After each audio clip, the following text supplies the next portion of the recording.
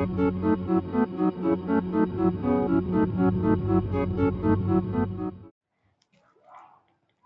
सेवा. बरेच दिवस झाले आपली हितगुज झालेली नाही आहे. मी एकही व्हिडिओ एवढ्यात टाकलेला नाही. त्याचं कारण असं आहे की मधात निवडणूक झाल्या, निवडणुकीचे वारे होते आणि त्यामुळे मी व्हिडिओ टाकले नाही.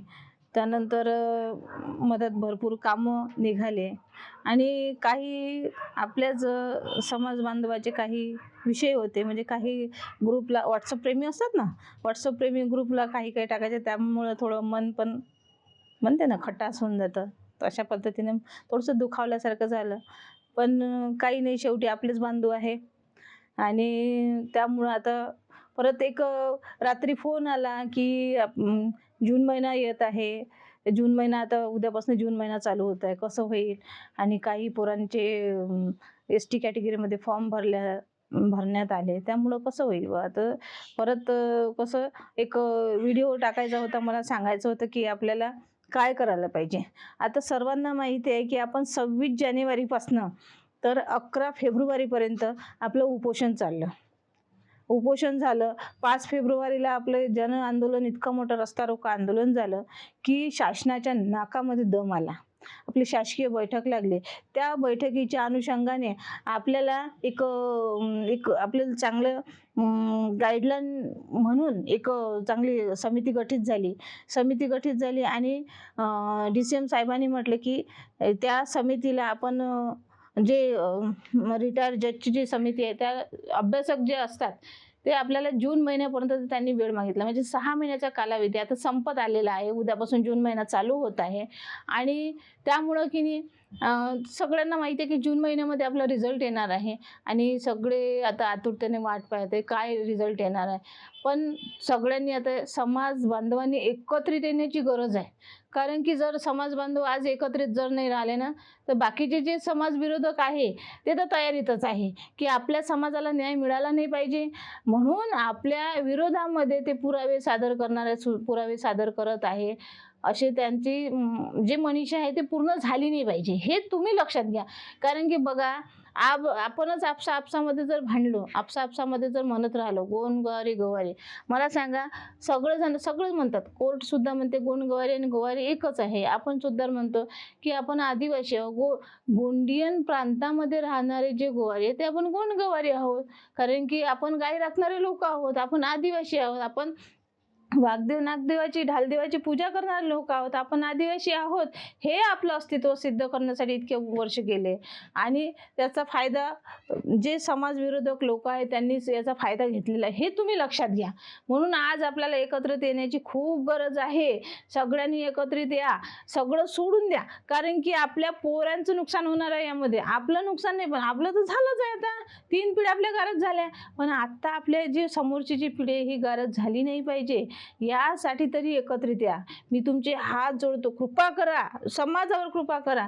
कारण की यामध्ये आमच्याच पोराबाळांचं नुकसान नाही, तर सगळ्या समाज बांधवांचं नुकसान आहे, सगळ्यांच्या पोरांचं नुकसान होऊन आलं, हे तुम्ही लक्षात घ्या. आणि यासाठी विरोधक तयार आहे, तुमची गरज नाही पडत. विरोधक तयार आहे आपल्या विरोधात जाण्यासाठी. ते तत्पर असतात कधीही की आपल्या समाजाला न्याय मिळाला नाही पाहिजे. पण तुम्ही कशाला भांडत आहात? तुम्ही तर एकत्रित, फक्त म्हणायचं काय एकत्रित आहो नाही. आज तुम्हाला एकत्रित यावं लागेल. आत्ता पोराचा रिझल्ट आहे, मला फोन येतात, पोरांची सुद्धा फोन येतात की काकू कसं करायचं, की आम्ही ST मधून फॉर्म भरलेला आहे. आता एक काल मला रात्री फोन आला की मी जे ST मधून फॉर्म भरला होता त्या एक्झाममध्ये, त्या परीक्षेमध्ये मी पास झालेला आहो.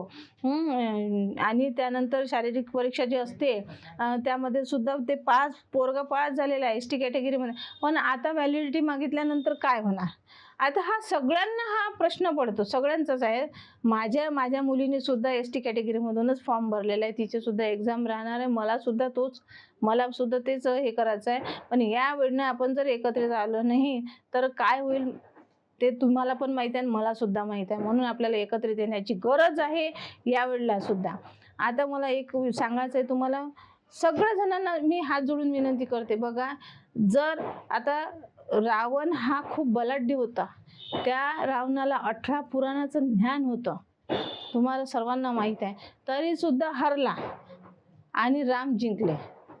माहीत आहे ना का जिंकले? कारण की रावणासोबत त्यांचे भाऊ ते नव्हते, रावणाला धोका दिला, पण रामासोबत त्यांचे भाऊ होते म्हणून ते जिंकले. ज्या भावाने साथ सोडली तो भाऊ हारणारच आहे, पण भावाची जर तुम्ही साथ दिली, समाज बांधवांची जर साथ दिली तर आपण नक्कीच जिंकणार आहोत. हे इतिहासामधले इतिहास साक्षी आहे या गोष्टीला. आणि तुम्ही सुद्धा आज एकत्रित राहा, एकत्रित या, हे आपल्याला काळाची गरज आहे. जर यावेळेला जर मी तुम्हाला एक आश्वासन देते, यावेळेला जर आपल्याला न्याय मिळाला नाही ना तर आपण आता जशी टोकाची भूमिका घेतली होती आपण उपोषणाची, 17 दिवसाचं आपलं उपोषण झालं, टोकाची भूमिका घेतली, पण यावेळेला करो या मरो करू आपण. जर यावेळेला जर त्यांनी आपल्याला न्याय दिला नाही तर आपण रस्त्यावर तर उतरणारच आहोत, हे तर करणारच आहे. अख्खा समाज आपण उपोषणाला बसू यावेळेला, समाज, सगळा समाज. काय नाही तर रोज आपण तिळतिळ मरत आहोत, आपले पोरं वाट पाहत आहे की नाही कधी आम्हाला न्याय मिळणार आहे, आम्ही फॉर्म भरलेला आहे. हे आपलं नेहमीच आपल्यासोबत होत आहे. फक्त कोण कोण तयार आहे माझ्यासोबत या भूमिकेवर जे ठाम राहणार आहेत त्यांनी मला कमेंट्स करा, सांगा की हो काकू, हो ताई, काकू मी तयार आहे. हे सगळं ज्यांनी जर म्हटलं ना की नाही मी त्यांच्यासोबत आहे, आणि रस्त्यावर तर आपल्याला उतरायचंच आहे. अरे संघर्ष, आपलं अख्खं आयुष्य गेलं संघर्ष करण्यामध्ये, पण यावेळेला आपण टोकाची भूमिका घेणार आहोत. करो या मरो ही भूमिका आपली राहणार आहे, ही ठाम भूमिका आहे माझी. आणि जर तुम्ही मला सपोर्ट केला, तुम्ही जर मला साथ दिला ना, नेहमी असं जर सपोर्ट करत राहिले ना, आपण नक्कीच जिंकणार आहे. जय सेवा.